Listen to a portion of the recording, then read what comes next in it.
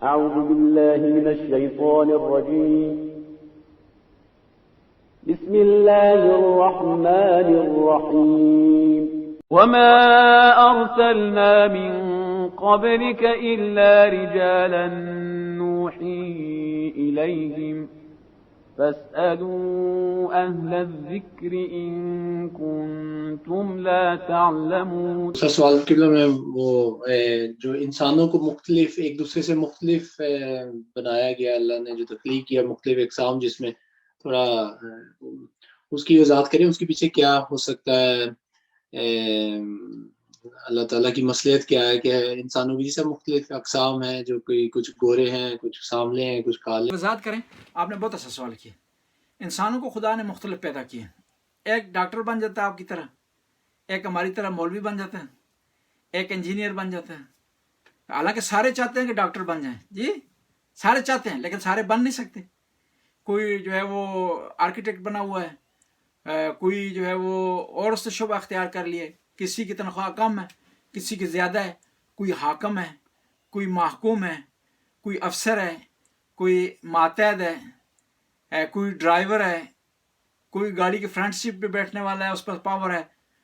کچھ آدمی ایسے ہیں کہ وہ پبلک ٹرانسپورٹ میں سفر کرنے میں مجبور ہیں. انسان گویا مختلف ہیں. کیا خدا کے عدل کے خلاف نہیں ہے ایسا کہ سب کو جو ہے ڈاکٹر بنا دیتا؟ بہتر نہیں تھا؟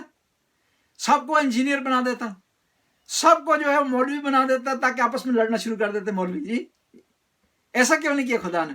کیونکہ زیادہ مولویوں میں تو آپس میں لڑنا شروع کر دیں گے. وہ مشہور مثال یہ ہے نا جی کہ دو مولویوں میں کیا کہتے ہیں، مرغی جو ہے وہ حرام. اس کا جواب یہ ہے، خود قرآن نے اس کا بہترین جواب دیا ہے. سورہ زخرف ہے آیت نمبر 32. اہم یقسمون رحمت ربک، کیا وہ لوگ ہیں جو خدا کی رحمت کو تقسیم کرتے ہیں؟ نحنو قسمنا بینہم معاشیتہم فی الحیات الدنیا، ہم نے ان کے درمیان ان کے اقتصاد کو، ان کی روزی روٹی کو تقسیم کیا. ورفعنا بعضہم فوق بعض، اور ہم نے بعض ان میں سے بعض کو بعض پر درجہ دیا.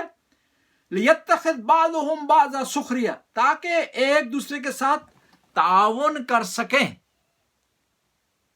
یعنی یہاں پر خدا نے دنیا کا نظام چلانے کے لیے درجات مقرر کیے.